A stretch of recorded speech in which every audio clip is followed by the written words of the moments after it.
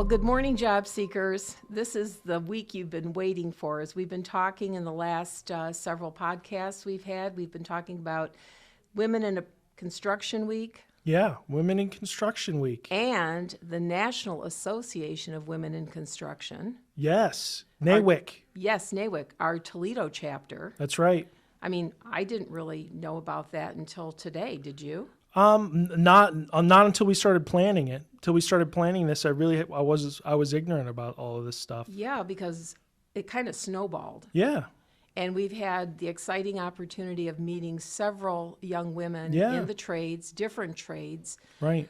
From people who've gone to college and went down a road that they didn't think was for them, who ended up in the trades, to people who graduated from Toledo Public Schools. Yeah, and from a lot of different trades. Yes. We have electrician, sheet metal workers, carpenters. Yeah. So you had the opportunity to interview a couple people. I did, and I learned a lot, and I really was inspired by many of their stories. Definitely, yeah. I thought it was really cool. It was really great. So we're just talking about this, but I think we've got these interviews that we would love to show our audience. Yeah. So let's cut away to the first interview. Good morning, Geionna. How are you today? I'm good. Good morning. I'm really glad that you decided to join us for this week of Women in Construction.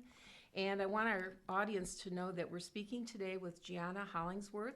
She is with the IBEW Local 8 Union, and this is with the Electricians. Mm-hmm. And I want to ask you a couple questions because I'm sure that our audience would love to know what led you to taking this career path.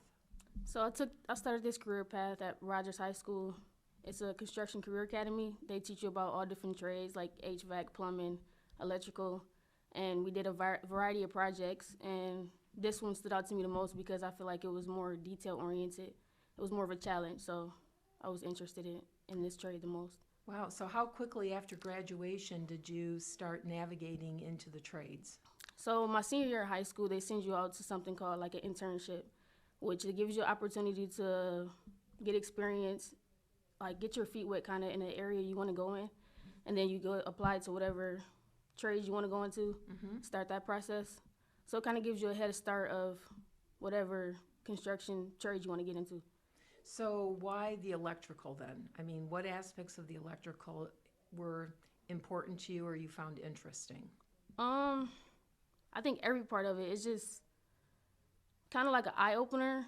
You got different motor controls, light switches, plugs. Everything just interested me as far as we'll ever need an electrician. So I think going in that route, I don't think I will not have a job. So. Wow. I don't think so either. We all need our lights to be on. Yeah. Yeah, and even, to be able to even run. The other trades that are involved in construction, a part of us we play a big role in that. Yeah, yeah, you sure do. I mean, like here I'm looking at the lights and the cameras and everything we got going on over here. Yeah, it's a big shoes to fill. Sure is. And what you basically described earlier was there were different types of electrical programming, like, in the community that you could get into. Yeah, so I started in a residential apprenticeship. That's more of like light switches, plugs, stuff like that, fixtures, and that's more of like residential homes. And then now I am in commercial industrial, which is more like motor controls, hospitals, and factories. And then we also have a department called VDV, which is low data. I'm not too familiar with that because I haven't gone into it, but we have a few departments. Wow. So tell me a little bit about the rank and file. I know there's this level of coming in where you come in as an apprentice. So where do you fit on that ladder of your success so far in your training? So when I first started in high school, I started out as an intern, which is a school to work person. You're a senior, but you're going out to get experience in the field that you want to take on. And then once I got accepted into the residential apprenticeship, I was labeled as a material handler, which is another certification to start out at a young age. Mm-hmm. I applied to residential, and then I got accepted into residential. I did my 4 years in that, and after that, I reapplied to commercial industrial. Now I'll do 5 years of that. So what is your exact title? Can you call yourself an apprentice still, or are you? So I'm technically a residential journeyman and also an apprentice. Wow, commercial industrial apprentice. That's impressive. Yeah. I'm glad to hear that. All right, so what advice can you give young women starting out? I mean, do you want to start like with the high school young ladies, or do you think just ladies that are out there trying to figure out what's the next move for them? The advice I have, I think it'd be for all different ages. I would just try to say have discipline, ask questions, and be teachable. Okay, well, that's pretty some sound advice, I would say. Yeah. So in this job, has working in it met your salary expectations? I mean, do you feel like you're able to have a sustainable living being in the trades? Yeah, I think I have. I mean, I don't have any kids as of right now, but I think even people with kids can manage a living off of what we make. Thank you, Geionna. Geionna Hollingsworth, isn't this wonderful information to learn about local aid and electricians in our community, women in construction? All right, good morning. How are you doing today?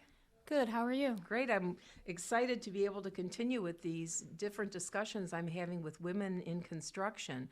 Today, we're having Amberlee Hunsaker here, and she's with Local 351. And can you explain what Local 351 is? Local 351 is the union hall for carpenters, floor layers, and millwrights. Wow, that's a lot of different jobs, but which one is your specialty? I'm a carpenter. You're a carpenter. So what inspired you to pursue a career in carpentry? I found carpentry my junior year of high school. I was wholeheartedly ready to drop out of high school. It wasn't for me. And then I found my carpentry class, and it inspired me to graduate, get my degree, and a career in trades. Wow. So was it a process getting into the Local 351? I mean, what were the steps that you had to take? So in high school, I was working in the trades before I even got out of high school. My last semester of high school, I was working in the trades. So the company that I was with at the time, I already had my 90 days in, and so they gave me my intent to hire, and then I was part of the union. Wow, how So long it's ago was that? 2016, Wow, so you've come a long way. that I have. So, when we talk about apprenticeships and we talk about the different tiers of the apprenticeship program till you get to be a journeyman, I'm just familiar with that portion of starting in and getting to journeyman. I mean, are there other elevations that you can hit on the ladder besides that? I mean, where are you at? Oh, definitely. So I am a foreman, so it goes from apprentice to your journey person to then a foreman, and the foreman oversee everybody else on the job site. And then there's superintendent, project manager, estimators. There's all kinds of paths you could take. Oh, wow. I never anticipated all those different levels. Yeah. But I can see the importance that they all play in coordinating, getting a project done. Yes. Yeah. So what do you like about your current position that you have? I like being able to step back, read the print, lay out the walls, build them, drywall them, and look back and see something be built from nothing. So with that in mind, can you share an example of a project that you worked on that, maybe you drive by in the city or you have an opportunity to tell people about, at a wedding or a function that you go to with your family? I'm definitely that quote-unquote dad that's like, I worked on that building, I worked on that building, I worked on that building. My first big job that I was on was the St. Vincent's Emergency Room addition, and that was very scary but interesting. I loved it. So if you had any words of wisdom to offer young ladies today about the construction trades, what do you think you'd say to them? Be teachable. Listen. Everybody has a different way of doing things. There's 18 ways to get to the same place. You have to figure out what works for you. Mm-hmm. So be teachable. Just because you know something or were taught a way by one person doesn't mean somebody else can't teach you something better. That's great advice. I really appreciate hearing that, and I'm sure our viewers will enjoy that as well. So with us today again was Amberlee Hunsaker, and she is with Local 351. And thank you for your time today. We really appreciate the opportunity to meet you. Of course, it was great being here. Thank you. Well, good morning, Maya. How are you today? I'm doing great. I'd like to let everybody know with us this morning, we have Maya Wymer. She's with Local 33, the Sheet Metal Workers Union. Mm-hmm. And in our true nature of our interviews today, we're actually talking to a host of people that you know in the construction trades, right? Yeah. So we need to learn a little bit more about you, actually. And I'm curious as to how you aspired to getting into the sheet metal working union. You mean how I actually got here versus Yeah. anywhere else? So I went to high school at Bowser High School, specifically for art, and I've always been good at art. And when I was trying to look at what my future was, everyone said, "You're good at art. Go to art school." So I went to the University of Cincinnati DAP program for fine arts. And it was great there. There was a whole lot to learn, but I started not doing too well. I did about 3 years in, and I think it was the third year that I took a class in sculpture. And that was the very first time I had ever done any sort of welding or worked with flammable material. And the weld instructor there, he said that I had a bit of a knack for it. And I thought, oh, here's something. Mm-hmm. However, at the end of that third year, I realized that I wasn't in the best place mentally, emotionally, and I ended up having to move back home to Toledo.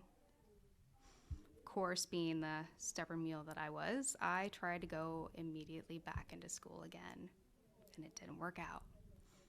So I started working full-time jobs, part-time jobs. I've always worked in between the summers, between school years. Mm-hmm. And I think it was the third time around, I finally decided I have spent enough time and enough money. I'm going to finish this degree, even if I have to change it. So I switched from fine arts to art history. Not really usable in the trades per se. However, I got my degree and I graduated in 2023.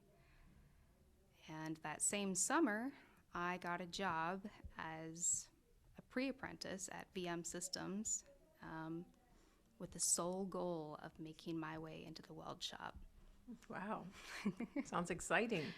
It was, yeah. It was a little bit daunting, but yes, it was exciting to get in. So starting in 23, Mhm. now we're in 2025. If we had to look at a ladder of success for where you're at today, because I have that misconception of things just ending with journeyman or beginning with apprentice. Where are you at on your ladder? I am a second-year apprentice. Okay. And I started out in the front shop at VM, which does a lot of fabricating with lighter gauge metal. And I know I wasn't really what they expected, but they grew to love me, so they can't get rid of me now. I tried learning as many things as possible. I hated to bug people, but I let them know that I was going to be asking questions. And if they had a problem, they were going to have to let me know or just answer the questions. Mm-hmm. So I tried to learn as much as I could, tried as many different machines and any projects. Eventually wound my way over into West Shop and started working with the large-scale brake press and making gutters or helping with the different architectural pieces that were like 10 feet long. And eventually, I got my way into the weld shop. And even though I came in and I told them that I wanted to be in the weld shop and I wanted to weld, I understood that just because I said I wanted to do that didn't mean that was going to happen. Mm-hmm. So they asked me hey, how do you feel about learning the laser? And the laser is a huge machine at VM that it may look easy at first. It is ridiculously hard. You're constantly having to adjust things. You're constantly having to make sure that one tiny little thing is out of line and the entire thing could go wrong. And they asked me, do you want to learn? I said, yes, I will do anything to get in the weld shop, to learn what I need to know and to be better at it than you thought I ever could be. Well, you know, one of the things we talk about with many of our podcasts to the job seekers we, bring in every week is soft skill development. So you've identified and highlighted so many that are critical to success. You know, one of them is going to be determination, number one. You know, you're determined, but behind it is a level of commitment because there was something that you knew you had, but you still kept it in mind. It was that weld shop. So you had this, it wasn't really a pipe dream, it was a goal, and you knew that you could make that happen. But taking initiative is like critical. So Yes. I think your employer is very, very lucky to have you because those are some skills that a lot of people don't bring to the workplace. But in your case, I believe they're going to pay off for your future. Now, you know, it's pretty much literature says that there's like one woman to every 10 workers in construction. So how do you feel about being in, a predominantly male encompassing work environment? How have you been able to navigate that? What are some tools that you've used to navigate that? It can be intimidating anytime you're going into anything new with new coworkers, new situation, and you don't quite know how to fit in. My best weapon, I guess, in that situation was humor. And unfortunately, it does still happen. There is still a bit of a stigma of women being in the workforce, and especially in the trades. And you'll run into people who will try and put you off balance. They'll try to ask questions or they'll joke about something, and they're looking to see how you're going to react. They're trying to see, is this someone that I actually want to work with? Is this someone who is just going to fly off the handle at the tiniest thing? Are we even going to want to be around them at all? So my response is typically, unless it's very out of nowhere and inappropriate, it's always been humor. If you're going to try and make me uncomfortable, well, I'm going to turn it back on you and see how you react. If you let it go as a joke, okay, cool. Well, I think that's some pretty good advice, and especially with other workers coming in where you might have an opportunity to mentor or provide some suggestions on how to, be able to be more stabilized and feel grounded. I think that's a good way to evaluate the situation and handle things. I mean, hopefully supervisors, I'm sure, are supportive of you, and you have an opportunity to do what you need to do in order to make your statements if you have concerns. But it's always important to be able to handle it at the level where it occurs first, if at all possible. So it sounds like you put your best foot forward. I've tried to. Well, I really appreciate you coming with us today on this journey through Women in Construction Week, because it opened my eyes to a number of things that many of the women in our community are going through, and some of the jobs that they've worked on in our community, different work sites. And do you have one in particular that you can share with our audience? So because I run the laser, I don't get to go out very much. However, there was one job that I did where I did get to go out in the field, and I believe it was for Irvin Steel, and I got to be involved with it from start to finish. I saw the drawings and the blueprints that they brought up, and they started showing me, and that was when they were kind of trying to show me how the things that I was making on the laser would be translated into real life. So I would cut the metal, get it all set up, and then I helped roll it. We put it together in the shop to the point that it completely filled it. I mean, this was huge. I could walk through it. It felt like I was in a little hamster ball. And I got to weld it, and then I also was invited to the job site to go out in the field and finish it over a course of 3 days, which was insane. Wow, that's awesome. But it was one of the dirtiest jobs I've ever done, and I definitely got to see that being out in the field, it is a little different. You're there to get it done, but you've got to work with your environment. If it's raining, if there's too much dust, or if you don't even have the right proper mechanical equipment, you're not exactly going to be able to go forward as much as you want or you need to. But that was the very first job that I've been involved with start to finish, and I got to see it off and installed at a very high height, but Wow, that's awesome. yeah. So thank you, Maya Wymer, Local 33 Sheet Metal Workers Union. We really appreciate everything you're doing for us in our community. Thank you for having me. Wow, those are some really great interviews. I really, really liked them. I loved also, we didn't mention this at the beginning, but we also got folks who, we had an apprentice, a journeyman, and a foreman. Exactly. And I So- learned all about the different laddering up Yeah. within the industry. Yeah, You know, and some of them, you know, I almost felt like I wanted to give them a hug because it was like they've just aspired to different levels Yeah. in a relatively quick fashion. More importantly, these jobs create sustainability for them and for their families. yeah, So I think it's really critical that when people are thinking about taking some vocational direction, doing some career coaching and counseling, if things come up in that conventional area right. on their interest inventories, Yes. that they take a more critical look and just don't like turn their head the other way, because this could be a great opportunity. Definitely. And especially if you're somebody who, you know, you're looking for a sustainable career, not just a job, but a career, Yes. and you're wondering, where can I go? A lot of women might feel like that's not a direction that they can go in.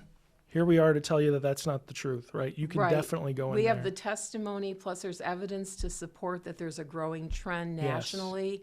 And here in the Ohio market, you know, we might be at 11% of women in the trades, but we can see that there's going to be an uptick in this area. Right. And what perfect mentors. I mean, when I look at these young women today, they're perfect mentors for people to, you know, have that conversation with to determine what path they should go down. Definitely. Well, thanks, Darlene, and thank you to our viewers for checking out this extra special edition of Jobs in the 419 Hot Jobs Report. Yes, and thank you, Women in Construction. Bye.